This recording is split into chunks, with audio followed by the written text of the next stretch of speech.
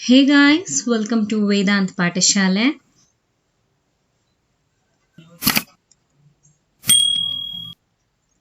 ನಮ್ಮ ವೇದಾಂತ್ ಪಾಠಶಾಲೆ ಕಡೆಯಿಂದ ಭಾಷಾಂತರ ಮತ್ತು ಸಾರಾಂಶ ಬರವಣಿಗೆಗೆ ಸಂಬಂಧಿಸಿದ ಹಾಗೆ ಒಂದು ಪುಸ್ತಕವನ್ನು ಬಿಡುಗಡೆ ಮಾಡಲಾಗಿದೆ. ಈ ಪುಸ್ತಕವನ್ನು ಖರೀದಿ ಮಾಡಿ ನಿಮ್ಮ 402 PSI ಪರೀಕ್ಷೆಗೆ ಇನ್ನಷ್ಟು ಉತ್ತಮ ರೀತಿಯಲ್ಲಿ ಪೇಪರ್ 1ಗೆ ಸಂಬಂಧಿಸಿದ ಹಾಗೆ ತಯಾರಿಯನ್ನು ನಡೆಸ್ಕೊಳ್ಳಿ. ಪುಸ್ತಕವನ್ನು ಖರೀದಿ ಮಾಡೋದಕ್ಕೆ ಇಲ್ಲಿ ಕಾಣ್ತಾ ಇರುವಂತಹ ಮೊಬೈಲ್ ಸಂಖ್ಯೆಗೆ ನಿಮ್ಮ ವಿಳಾಸವನ್ನು ಕಳಿಸ್ಕೊಡಿ. ಇಂಡಿಯಾ ಪೋಸ್ಟ್ ಮುಖಾಂತರ ಪುಸ್ತಕವನ್ನು ನಾನು ನಿಮಗೆ ತಲುಪಿಸ್ತೀನಿ.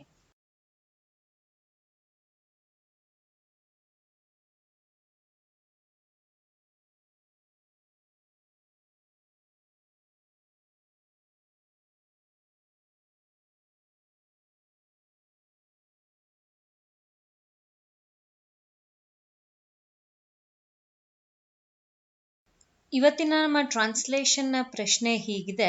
ಇಂಗ್ಲಿಷ್ನ ಒಂದು ಪ್ಯಾರಾಗ್ರಾಫ್ ಅನ್ನ ಕನ್ನಡ ಭಾಷೆಗೆ ಅನುವಾದ ಮಾಡಬೇಕಾಗಿದೆ. ಓಕೆ, ಐ ಹೋಪ್ ನೀವು ನಮ್ಮ ಒಕ್ಯಾಬ್ಯುಲರಿಗೆ ಸಂಬಂಧಿಸಿದ ವಿಡಿಯೋಸ್ನ ನೋಡ್ತಾ ಇದ್ದೀರಾ ಅಂತ ನಾನು ಭಾವಿಸಿದ್ದೀನಿ. ನಾನು ಸಬ್ಜೆಕ್ಟ್ ವೈಸ್ ಒಕ್ಯಾಬ್ಯುಲರಿಯನ್ನು ತಗೊಂಡ್ಬಂದು ನಿಮ್ಮ ಜೊತೆಲಿ ಡಿಸ್ಕಸ್ ಮಾಡ್ತಾ ಇದ್ದೀನಿ. ಸಪೋಸ್ ನೀವೇನಾದರೂ ಅದನ್ನು ನೋಡಬೇಕು ಅಂತಿದ್ರೆ ಅಥವಾ ಯಾವುದಾದ್ರೂ ಕ್ಲಾಸ್ ಮಿಸ್ ಆಗಿದೆ ಅಂತಿದ್ದಲ್ಲಿ ಇಲ್ಲಿವರೆಗೂ 7 ಸೆಷನ್ಸ್ ಅನ್ನ ಕಂಪ್ಲೀಟ್ ಮಾಡಿದ್ದೀನಿ. ಈಗ ಐ ಅಂತ ಒಂದು ಮೆಸೇಜ್ ಪಾಪಪ್ ಆಗ್ತಾ ಇದೆ ನೋಡಿ, ಅದ್ರ ಮೇಲೆ ಕ್ಲಿಕ್ ಮಾಡಿ ನೀವು ವಿಡಿಯೋಸ್ನ ನೋಡಬಹುದಾಗಿದೆ. ಬನ್ನಿ, ಇವತ್ತಿನ ಪ್ರಶ್ನೆ ಹೀಗಿದೆ, ಏನಿದೆ ಅಂತ ಒಮ್ಮೆ ಓದೋಣ. Education is a significant factor in India for it's economic development. Since it's independence, India has always focused on improving the literacy rate in our country. The Government of India runs many programs to improve primary and higher education in India. The Indian education system has developed over time. An important difference in our education system came with the establishment of the nation by the Britishers. It was the British government that introduced contemporary education in India because they wanted a few educated Indians to help them in governing the state. Education ಅಂತ ಕೊಟ್ಟಿದ್ದಾರೆ. Education ಅಂತಂದ್ರೆ ಶಿಕ್ಷಣ. Significant ಹೀಗಂದ್ರೆ ಮಹತ್ವದ ಅಂತ ತಗೊಳ್ಬಹುದು. Factor ಅಂಶ. In India ಭಾರತದಲ್ಲಿ. For it's ಅಂತ ಹೇಳಿದ್ದಾರೆ, ಅದರ. ಇಟ್ಸ್ ಅನ್ನೋದು ಫಾರ್ ಆಮೇಲೆ ಹೇಳ್ತೀನಿ. ಎಕನಾಮಿಕ್ ಅಂತ ಇದೆ, ಆರ್ಥಿಕ. ಡೆವಲಪ್ಮೆಂಟ್ ಅಭಿವೃದ್ಧಿ. ಓಕೆ, ಸೊ ಇಲ್ಲಿಗೆ ಒಕ್ಯಾಬ್ಯುಲರಿ ಕಂಪ್ಲೀಟ್ ಆಗಿದೆ. ಏನು ಹೇಳ್ತಾ ಇದ್ದಾರೆ ಅಂತ ಅರ್ಥ ಮಾಡ್ಕೊಳ್ಳೋಣ. ನಾವಿಲ್ಲಿ ಮಾತಾಡ್ತಾ ಇರೋದು ಒಂದು ದೇಶದ ಆರ್ಥಿಕ ಅಭಿವೃದ್ಧಿ ಬಗ್ಗೆ. ಯಾವ ದೇಶ? ಭಾರತ. ಭಾರತದಲ್ಲಿ ಅದರ ಆರ್ಥಿಕ ಅಭಿವೃದ್ಧಿಗೆ ಶಿಕ್ಷಣವು ಮಹತ್ವವಾಗಿರುವ ಅಂತ ಅಂಶವಾಗಿದೆ. ಇದೇ ಅಂತ ಅಲ್ಲ, ನಮ್ಮ ಭಾರತನೇ ಅಂತ ಅಲ್ಲ, ಯಾವುದೇ ದೇಶಕ್ಕಾದ್ರೂ ಪರವಾಗಿಲ್ಲ, ಶಿಕ್ಷಣ ಅನ್ನೋದು ತುಂಬಾನೇ ಇಂಪಾರ್ಟೆಂಟ್ ಆಗಿರುವಂತಹ ರೋಲ್ನ ಪ್ಲೇ ಮಾಡುತ್ತೆ ಅಲ್ವಾ? ಎಸ್, ಈಗ ಬರೆಯೋಣ. ಎಲ್ಲಿ ಫಸ್ಟ್ ಅದನ್ನ ಬರಿಬೇಕು. ಭಾರತದಲ್ಲಿ ಆರ್ಥಿಕತೆ ಹೀಗೆ ತಗೊಂಡ್ರೆ ತಪ್ಪಾಗತ್ತೆ.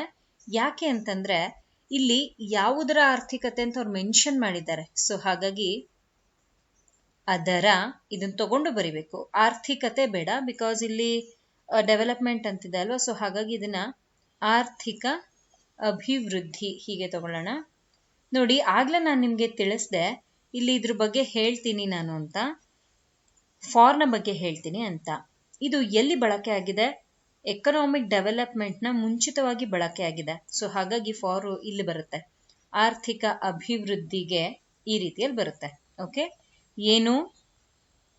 ಶಿಕ್ಷಣವು ಏನಾಗಿದೆಯಂತೆ? ಮಹತ್ವದ ಅಂಶವಾಗಿದೆ. ನೋಡಿ, ಹೀಗೆ ವಾಕ್ಯ ರಚನೆಯನ್ನ ಮಾಡಬೇಕು. ಹಾಗಾದ್ರೆ ಇದರಲ್ಲಿ ವಿಷಯ ಏನು? ಇದರಲ್ಲಿ ವಿಷಯ ಶಿಕ್ಷಣ ಅನ್ನೋದು. ಹಾಗಾದ್ರೆ ಕ್ರಿಯಾಪದ ಏನಾಗುತ್ತೆ? ಆಗಿದೆ ಅನ್ನೋದು. ಈ ಶಿಕ್ಷಣ ಏನಾಗಿದೆಯಂತೆ? ಮಹತ್ವದ್ದಾಗಿದೆ. ಆದ್ರೆ ಇಲ್ಲಿ ಏನ್ ಮೇಲೆ ಬರ್ದಿದೀನಿ ನೋಡಿ, ಇದು ಹಾಗಿದ್ರೆ ಏನಾಗುತ್ತೆ? ಇದು ಕಂಪ್ಲೀಟ್ ಆಗಿ ನಮ್ಮ ಸಬ್ಜೆಕ್ಟ್ಗೆ ರಿಲೇಟ್ ಆಗಿರೋದು. ಹಾಗೆ ನೋಡೋದಾದ್ರೆ ಇಷ್ಟೂ ಕೂಡ ಏನಾಗುತ್ತೆ ಅಂತಂದ್ರೆ ನಮ್ಮ ಸಬ್ಜೆಕ್ಟ್ ಆಗುತ್ತೆ. ಮಹತ್ವವಾಗಿರೋದು, ಮಹತ್ವ ಅಂಶ ಅನ್ನೋದು ಆಬ್ಜೆಕ್ಟ್ ಆಗುತ್ತೆ. ಆಗಿದೆ ಅಂತೇನಿದೆ ಇದು ನಮ್ಮ ವರ್ಬ್ ಆಗುತ್ತೆ. ಓಕೆ, ಇದನ್ನ ಹೀಗೂ ಬರಿಬಹುದು. ಶಿಕ್ಷಣವು ಭಾರತದಲ್ಲಿ ಅದರ ಆರ್ಥಿಕ ಅಭಿವೃದ್ಧಿಗೆ ಮಹತ್ವದ ಅಂಶವಾಗಿದೆ. ಈ ಶಿಕ್ಷಣನ ಬೇಕಾದ್ರೆ ನೀವು ಇಲ್ಲೂ ಕೂಡ ಬರಿಬಹುದು, ಪ್ರಾಬ್ಲಮ್ ಏನಿಲ್ಲ ಸ್ಟಾರ್ಟಿಂಗ್ ನಲ್ಲಿ. ಓಕೆನಾ? ಎಸ್, ಎರಡನೇ ವಾಕ್ಯದೆಡೆಗೆ ಹೊರಟಿದ್ದೀನಿ. ಹೀಗಿದೆ, ಸಿನ್ಸ್ ಅಂತ ಹೇಳಿದ್ದಾರೆ. ಇದ್ರ ಬಗ್ಗೆ ನಾನು ನಿಮ್ಗೆ ಆಮೇಲೆ ಹೇಳ್ತೀನಿ. ಇಟ್ಸ್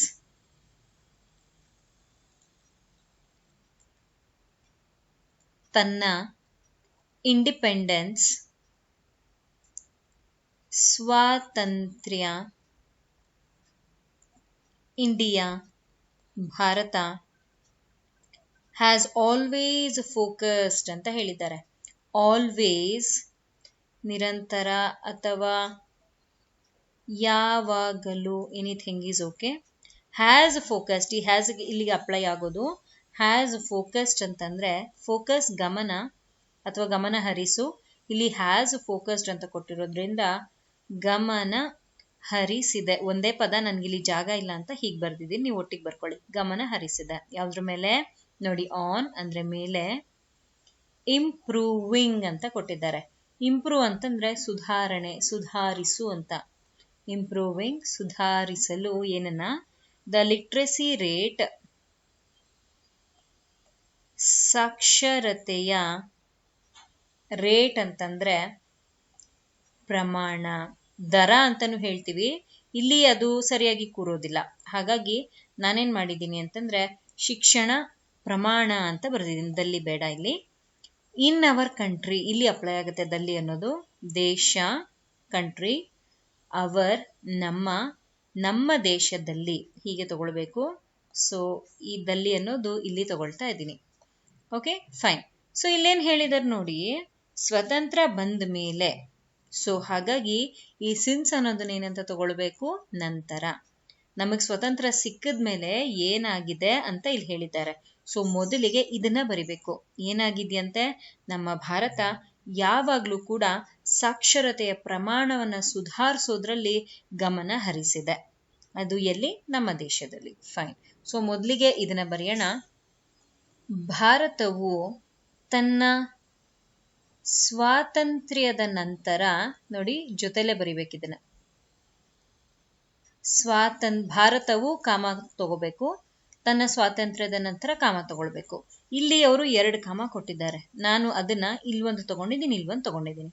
ನಂತರ ಏನ್ ಮಾಡಿದ್ಯಂತೆ, ನಮ್ಮ ದೇಶದಲ್ಲಿ ಯಾವುದ್ರ ಮೇಲೆ ಗಮನ ಹರಿಸಿರೋದು, ಸಾಕ್ಷರತೆಯ ಪ್ರಮಾಣದ ಮೇಲೆ. ಏನ್ ಮಾಡಿದೆ ಅದು, ಪ್ರಮಾಣದ ಮೇಲೆ ಯಾವಾಗಲೂ ಅಥವಾ ನಿರಂತರ, ಸದಾ ಏನಾದ್ರೂ ತಗೊಳ್ಬಹುದು. ಯಾವಾಗಲೂ ಸುಧಾರಿಸಲು ಗಮನ ಹರಿಸಿದೆ. Full stop. ನೋಡಿ ಹೀಗೆ ವಾಕ್ಯ ರಚನೆ ಆಗಿದೆ. ಓಕೆನಾ? ಈ ರೀತಿಯಲ್ಲಿ ತಗೊಳ್ಬೇಕು. ಹಾಗಾದ್ರೆ ಇಲ್ಲಿನ ನಮ್ಮ ವಿಷಯವೇನು, ನಮ್ಮ ದೇಶದಲ್ಲಿ. ಯಾಕೆ ಅಂದ್ರೆ ಇಲ್ಲೇ ಕ್ರಿಯೆ ನಡೀತಾ ಇರೋದು. ಏನದು ನಡೀತಾ ಇರೋದು ಕ್ರಿಯೆ, ಗಮನ ಹರಿಸಿರೋದು. ಇದು ಆಬ್ಜೆಕ್ಟ್ ಆಯ್ತು, ಇದು ವರ್ಬ್ ಆಯ್ತು. ಆಬ್ಜೆಕ್ಟ್ ಏನಾಗುತ್ತೆ, ಇದು ಸಾಕ್ಷರತೆ ಪ್ರಮಾಣದ ಮೇಲೆ ಅಥವಾ ಅದನ್ನ ಸುಧಾರಿಸೋದಕ್ಕೆ ಗಮನ ಹರಿಸಿರೋದು. ಫೈನ್, ಈ ರೀತಿಯಲ್ಲಿ ತಗೊಳ್ಬೇಕಾಗತ್ತೆ. ಮೂರನೇ ವಾಕ್ಯ ಹೀಗಿದೆ, ಗವರ್ನಮೆಂಟ್ ಆಫ್ ಇಂಡಿಯಾ ಅಂತ ಹೇಳಿದ್ದಾರೆ. ಭಾರತದ ಸರ್ಕಾರ ರನ್ಸ್ ಅನ್ನೋದನ್ನ, ಲೈಕ್ ರನ್ ಅನ್ನೋದನ್ನ ಓಡು ಅಂತ ಹೇಳಬಹುದು. ಆದ್ರೆ ಇಲ್ಲಿ ಏನದು ಮಾಡ್ತಿದೆ, ಏನ್ ನಡೆಸ್ತಾ ಇದೆ ಅಂತ ಹೇಳಿದ್ದಾರೆ. ಸೊ ಹಾಗೆ ಅದನ್ನ ಬರೆಯುವಾಗ ನಡೆಸುತ್ತದೆ ಈ ರೀತಿಯಲ್ಲಿ ತಗೊಳ್ತೀನಿ. ಬಿಕಾಸ್ ಇದು ಸಿಂಪಲ್ ಪ್ರೆಸೆಂಟ್ ಟೆನ್ಸ್ ನಲ್ಲಿ ಇರೋದು. ಮೆನಿ ಅನೇಕ, ಪ್ರೋಗ್ರಾಮ್ಸ್ ಅಂತ ಹೇಳಿದ್ದಾರೆ. ಇದನ್ನ ಕಾರ್ಯಕ್ರಮಗಳು ಹೀಗೆ ತಗೊಳ್ಬಹುದು ನಾನು. ಯಾವುದಕ್ಕೆ, ಟು ಇಂಪ್ರೂವ್, ಅಗೇನ್ ಸುಧಾರಿಸಲು. ಏನನ್ನ, ಪ್ರೈಮರಿ ಪ್ರಾಥಮಿಕ, ಆ್ಯಂಡ್ ಅಂತಿದೆ ಮತ್ತು ಅಂತ ತಗೊಳ್ಳೋಣ. Higher education. ಹೈಯರ್ ಅಂತಂದ್ರೆ ಉನ್ನತ ಶಿಕ್ಷಣ. ಎಜುಕೇಶನ್ ಶಿಕ್ಷಣ. ಓಕೆ, ಎಲ್ಲಿ? ಇನ್ ಇಂಡಿಯಾ, ಭಾರತದಲ್ಲಿ. ಓಕೆ, ಸೊ ಇಲ್ಲಿಗೆ ವೊಕ್ಯಾಬ್ಯುಲರಿ ಕಂಪ್ಲೀಟ್ ಆಗಿದೆ. ಏನು ಹೇಳ್ತಾ ಇದ್ದಾರೆ? ನಮ್ಮ ಭಾರತದಲ್ಲಿ ಪ್ರಾಥಮಿಕ ಮತ್ತು ಉನ್ನತ ಶಿಕ್ಷಣವನ್ನು ಸುಧಾರಿಸಬೇಕು ಅಂತ ಭಾರತದ ಸರ್ಕಾರ ಅನೇಕ ಕಾರ್ಯಕ್ರಮಗಳನ್ನು ನಡೆಸ್ತಾ ಇದ್ದಾರೆ. ಅದನ್ನ ಹೇಗೆ ಬರೆಯೋದು ನೋಡ್ಕೊಳ್ಳಿ. ಭಾರತದ, ಯಾಕೆಂದ್ರೆ ಇವರೇ ಕ್ರಿಯೆ ನಡೆಸ್ತಾ ಇರೋದು, ಹಾಗಾಗಿ ಸಬ್ಜೆಕ್ಟ್ನಲ್ಲಿ ಇವರನ್ನೇ ಬರಿತಾ ಇದ್ದೀನಿ.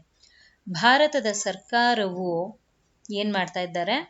ಭಾರತದಲ್ಲಿ ಪ್ರಾಥಮಿಕ ಮತ್ತು ಉನ್ನತ ಶಿಕ್ಷಣವನ್ನು ಏನ್ ಮಾಡಬೇಕಾಗಿದೆ? ಇಂಪ್ರೂವ್ ಮಾಡಬೇಕಾಗಿದೆ. ಸುಧಾರಿಸಲು ಏನ್ ಮಾಡ್ತಾ ಇದ್ದಾರೆ? ಅನೇಕ ಕಾರ್ಯಕ್ರಮಗಳನ್ನು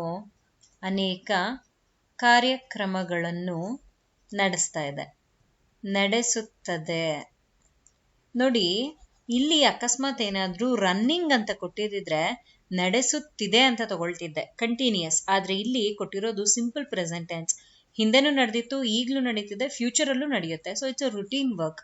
ಹಾಗಾಗಿ ಇಲ್ಲಿ ನಡೆಸುತ್ತದೆ ಈ ರೀತಿಯಲ್ಲಿ ತಗೊಂಡಿದ್ದೀನಿ. ಇಲ್ಲಿನ ವಿಷಯವೇನು? ಭಾರತ ಸರ್ಕಾರ ನಡೆಸ್ತಾ ಇರುವಂತಹ ಕ್ರಿಯೆ ಏನಿದೆ, ಇಲ್ಲಿ ಕಾರ್ಯಕ್ರಮಗಳನ್ನ ಮಾಡ್ತಾ ಇರೋದು. ಅದಾದ್ಮೇಲೆ ಆಬ್ಜೆಕ್ಟ್ ಏನು? ಇದು ಕಾರ್ಯಕ್ರಮಗಳು ಯಾವುದಕ್ಕೆ ಸಂಬಂಧಿಸಿದೆ, ಏನ್ ಮಾಡೋದಕ್ಕೆ, ಎಲ್ಲವೂ ಕೂಡ ನಮ್ಮ ಆಬ್ಜೆಕ್ಟ್ ರೈಟಿಂಗ್ ನಲ್ಲಿ ಇದೆ. ಓಕೆ, ಮುಂದಕ್ಕೆ ಹೋಗೋಣ. ಈ ರೀತಿಯಲ್ಲಿದೆ ನಮ್ಮ 4ನೇ ವಾಕ್ಯ. ಇಂಡಿಯನ್, ಭಾರತೀಯ ಎಜುಕೇಶನ್ ಸಿಸ್ಟಮ್, ಶಿಕ್ಷಣ ವ್ಯವಸ್ಥೆ ಹ್ಯಾಸ್ ಡೆವಲಪ್ಡ್ ಓವರ್ ಟೈಮ್ ಅಂತ ಹೇಳಿದ್ದಾರೆ. ಹ್ಯಾಸ್ ಡೆವಲಪ್ಡ್ ಅಂತಂದ್ರೆ ಅಭಿವೃದ್ಧಿ ಆಗಿದೆ ಅಂತ. ಅದನ್ನ ಹೇಗೆ ಬರೆಯೋದು ನೋಡ್ಕೊಳ್ಳಿ. ಅಭಿವೃದ್ಧಿಗೊಂಡಿದೆ, ಹೀಗೆ ಬರಿಬೇಕು. ಓಕೆ, ಓವರ್ ಟೈಮ್ ಅಂತ ಹೇಳಿದ್ದಾರೆ. ಹೀಗಂದ್ರೆ ಕಾಲಾಂತರದಲ್ಲಿ, ಈ ರೀತಿಯಲ್ಲಿ ತಗೊಳ್ಬೇಕು. ಏನ್ ಹೇಳ್ತಾ ಇದ್ದಾರೆ ಅರ್ಥ ಮಾಡ್ಕೊಳ್ಳೋಣ. ನಮ್ಮ ಭಾರತೀಯ ಶಿಕ್ಷಣ ವ್ಯವಸ್ಥೆ ಏನಾಗಿದೆ ಅಂತಂದ್ರೆ ಅಭಿವೃದ್ಧಿಗೊಂಡಿದೆ. ಒಂದೇ ದಿನದಲ್ಲಿ ಅಭಿವೃದ್ಧಿ ಆಗಿಲ್ಲ, ಕಾಲಾಂತರದಲ್ಲಿ ಸ್ವಲ್ಪ ಸಮಯದಲ್ಲಿ ಆಗಿದೆ. ಅದನ್ನ ಹೇಗೆ ಬರೆಯೋದು ನೋಡ್ಕೊಳ್ಳಿ. ಭಾರತೀಯ ಶಿಕ್ಷಣ ವ್ಯವಸ್ಥೆಯು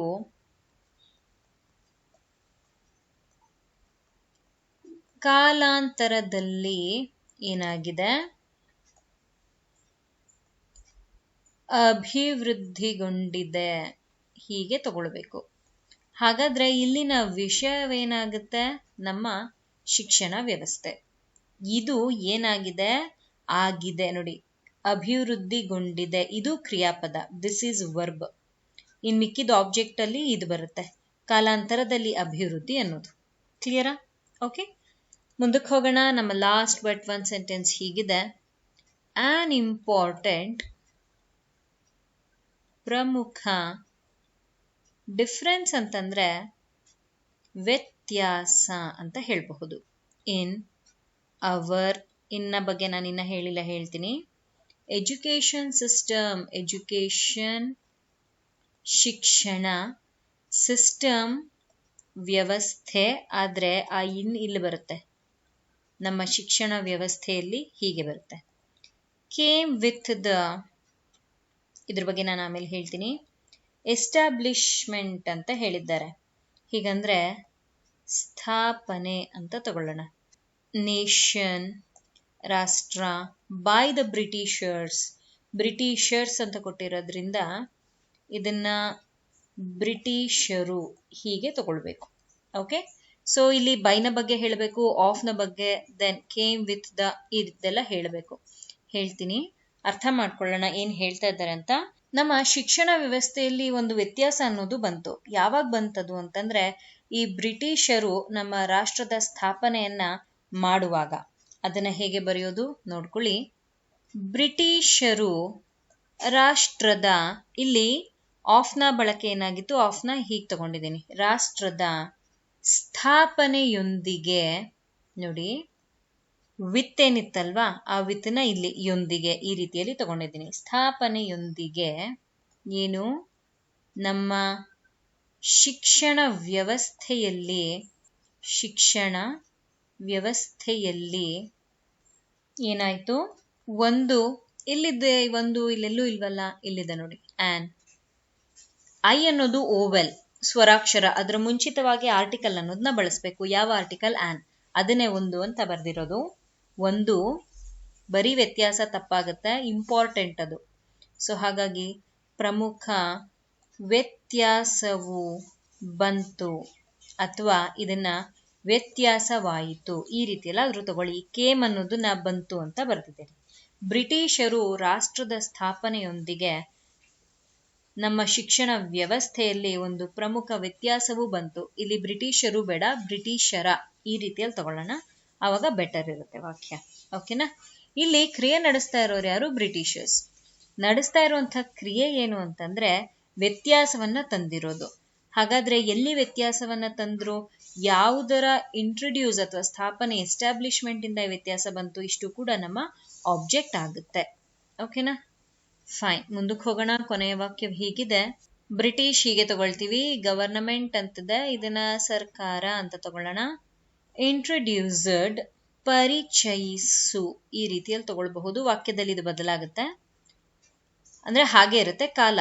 ನಾನು ಸುಮ್ಮನೆ ಸಿಂಪಲ್ ಆಗಿ ಪರಿಚಯಿಸು ಅಂತ ಬರ್ತಿದ್ದೀನಿ, ಬಟ್ ಇಲ್ಲಿರೋದು ಪಾಸ್ಟ್ ಟೆನ್ಸ್. ಅದನ್ನ ವಾಕ್ಯದಲ್ಲಿ ನಾವು ನೋಡೋಣ. ಏನ್ ಹೇಳಿದ್ದಾರೆ? ಕಾಂಟೆಂಪರರಿ ಎಜುಕೇಶನ್, ಹೀಗಂದ್ರೆ ಸಮಕಾಲೀನ ಎಜುಕೇಶನ್, ಶಿಕ್ಷಣ. ಇಲ್ಲಿ ಇನ್ ಇಂಡಿಯಾ, ಭಾರತದಲ್ಲಿ. ಬಿಕಾಸ್, ಏಕೆಂದರೆ, ದೇ ವಾಂಟೆಡ್, ದೇ ಅವರು, ವಾಂಟೆಡ್ ಬಯಸಿದ್ದರು, ಓಕೆ, ಅ ಫ್ಯೂ ಕೆಲವು, ಎಜುಕೇಟೆಡ್ ಶಿಕ್ಷಿತ, ಇಂಡಿಯನ್ಸ್ ಭಾರತೀಯರು, ಟು ಹೆಲ್ಪ್ ಸಹಾಯ ಮಾಡಲು, ದೆಮ್ ಅವರಿಗೆ, ಇನ್ ಗವರ್ನಿಂಗ್ ಆಡಳಿತದಲ್ಲಿ, ದ ಸ್ಟೇಟ್ ಅಂತ ಹೇಳಿದ್ದಾರೆ ರಾಜ್ಯ. ಓಕೆ, ಸೊ ಇಲ್ಲಿಗೆ ವೊಕ್ಯಾಬ್ಯುಲರಿ ಕಂಪ್ಲೀಟ್ ಆಗಿದೆ. ಏನ್ ಹೇಳ್ತಾ ಇದ್ದಾರೆ? ಬ್ರಿಟಿಷ್ ಸರ್ಕಾರ ಭಾರತದಲ್ಲಿ ಸಮಕಾಲೀನ ಶಿಕ್ಷಣವನ್ನ ಪರಿಚಯಿಸಬೇಕು ಅಂತ ಅನ್ಕೊಂಡ್ರು. ಯಾಕೆ ಅಂತಂದ್ರೆ ಕೆಲವು ವಿದ್ಯಾವಂತ ಅಥವಾ ಶಿಕ್ಷಿತ ಭಾರತೀಯರು ಈ ರಾಜ್ಯದ ಆಡಳಿತದಲ್ಲಿ ಅವರಿಗೆ ಸಹಾಯ ಮಾಡಿದ್ರೆ ಇನ್ನಷ್ಟು ಉತ್ತಮ ರೀತಿಯಲ್ಲಿ ಆಡಳಿತ ಮಾಡಬಹುದು ಅಂತ ಅವರ ಒಂದು ಯೋಚನೆ ಆಗಿದೆ. ಸೊ ಹಾಗಾಗಿ ಒಂದು ಸಮಕಾಲೀನ ಶಿಕ್ಷಣವನ್ನ ಪರಿಚಯ ಮಾಡಿದ್ರು. ಹೇಗೆ ಬರೆಯೋದು ನೋಡ್ಕೊಳ್ಳಿ. ಬ್ರಿಟಿಷ್ ಸರ್ಕಾರವು ಭಾರತದಲ್ಲಿ ಏನ್ ಮಾಡಿದ್ರು? ಇಂಟ್ರೊಡ್ಯೂಸ್ ಮಾಡಿದ್ರು. ಏನನ್ನ? ಸಮಕಾಲೀನ ಶಿಕ್ಷಣವನ್ನು ಪರಿಚಯಿಸಿತು. ಓಕೆ, ನೋಡಿ ಆಗ್ಲೇ ಹೀಗೆ ಬರ್ದಿದ್ದೆ, ಇಲ್ಲಿ ಪಾಸ್ಟ್ ಟೆನ್ಸ್ ನಲ್ಲಿದೆ ಅಲ್ವಾ, ಹಾಗಾಗಿ ಹೀಗೆ ತಗೊಂಡಿದ್ದೀನಿ, ಪರಿಚಯಿಸಿತು. ಏಕೆಂದರೆ, ರೀಸನ್ ಈಗ ಬರಿತಾ ಇರೋದು. ಶಿಕ್ಷಿತ ಅಥವಾ ವಿದ್ಯಾವಂತ, ಎನಿಥಿಂಗ್ ಇಸ್ ಓಕೆ. ಭಾರತೀಯರು ಎಲ್ಲಿ? ರಾಜ್ಯದ ಆಡಳಿತದಲ್ಲಿ. ಯಾರಿಗೆ? ಅವರಿಗೆ ಸಹಾಯ ಮಾಡಲೆಂದು ಬಯಸಿದ್ದರು. ನೋಡಿ, ಹೀಗೆ ವಾಕ್ಯ ರಚನೆಯನ್ನ ಮಾಡಿದ್ದೀನಿ. ಇಲ್ಲಿ ಎರಡು ಬೇರೆ ಸಂದರ್ಭ. ಒಂದು ಸಮಕಾಲೀನ ಶಿಕ್ಷಣವನ್ನ ಪರಿಚಯಿಸಿರೋದು, ಮತ್ತೊಂದು ಯಾವ ಕಾರಣಕ್ಕೆ ಅದನ್ನ ಮಾಡಿದ್ರು ಅಂತ. ಎರಡು ಕೂಡ ಸಪರೇಟ್ ಆಗಿದೆ. Is this clear? ಹೀಗೆ ನೀವು ಕೂಡ ಸಪರೇಟ್ ಆಗಿ ಬರಿಬೇಕಾಗತ್ತೆ. ಇಲ್ಲಿನ ಕಂಜಂಕ್ಷನ್ ಎರಡನ್ನೂ ಕೂಡ ಬೆಸಿತಾ ಇರುವಂತಹ ಒಂದು ಪದವಿದೆ, ಅದು ಏಕೆಂದರೆ, ಬಿಕಾಸ್. ಇದನ್ನ ಕಂಜಂಕ್ಷನ್ ಅಂತ ಹೇಳ್ತೀವಿ. ಓಕೆ, ಸೊ ಇದಾಗಿತ್ತು ಇವತ್ತಿನ ಸೆಷನ್. ಇವತ್ತಿನ ಸೆಷನ್ ಅಲ್ಲಿ ನಾನು ನಿಮ್ಮ ಜೊತೆ it was moderate to difficult, easy ಅಂತ ಹೇಳಕ್ಕಾಗಲ್ಲ, ಮಾಡರೇಟ್ ಟು ಡಿಫಿಕಲ್ಟ್ ಆಗಿದ್ದಂತಹ ಒಂದು ಸ್ಮಾಲ್ ಪ್ಯಾರಾಗ್ರಾಫ್ ಅನ್ನು ತಗೊಂಡು ಬಂದು ನಿಮ್ ಜೊತೆಲಿ ಡಿಸ್ಕಸ್ ಮಾಡಿದ್ದೀನಿ. ಐ ಹೋಪ್ ನಿಮಗೆ ಇವತ್ತಿನ ಈ ಡಿಸ್ಕಷನ್ ಅಲ್ಲಿ ಮಾಡಿದಂತಹ ಪದಗಳೆಲ್ಲ ಅರ್ಥ ಆಗಿದೆ, ಸೆಂಟೆನ್ಸ್ ಫಾರ್ಮೇಶನ್ ಅರ್ಥ ಆಗಿದೆ, ಹಾಗೂ ಅದನ್ನ ನೋಟ್ ಮಾಡ್ಕೊಂಡಿದ್ದೀರಾ ಅಂತ ಭಾವಿಸ್ತಾ ಈ ಸೆಷನ್ ಇಲ್ಲಿಗೆ ಕಂಪ್ಲೀಟ್ ಮಾಡ್ತಾ ಇದ್ದೀನಿ. Okay, if you like today's session, do click on the like button. ಪುಸ್ತಕವನ್ನ ಖರೀದಿ ಮಾಡಬೇಕು ಅಂತ ಇಲ್ಲಿ ಕಾಣ್ತಾ ಇರುವಂತಹ ಮೊಬೈಲ್ ನಂಬರಿಗೆ ನಿಮ್ಮ ವಿಳಾಸವನ್ನ ಕಳಿಸ್ಕೊಡಿ ಹಾಗೂ ಪುಸ್ತಕವನ್ನ ಹಿಂದೆ ಖರೀದಿ ಮಾಡಿ ಎಕ್ಸಾಮ್ಗೆ ಇನ್ನಷ್ಟು ಉತ್ತಮ ರೀತಿಯಲ್ಲಿ ತಯಾರಿಯನ್ನ ನಡೆಸ್ಕೊಳ್ಳಿ. ಚಾನಲ್ಗೆ ಹೊಸಬ್ರು ಇದ್ದೀರಾ ಅಂತ ಇದ್ದಲ್ಲಿ ಸಬ್ಸ್ಕ್ರೈಬ್ ಮಾಡ್ಕೊಳ್ಳೋದು ನಾವು ಮರಿಬೇಡಿ. Thank you people. Happy learning.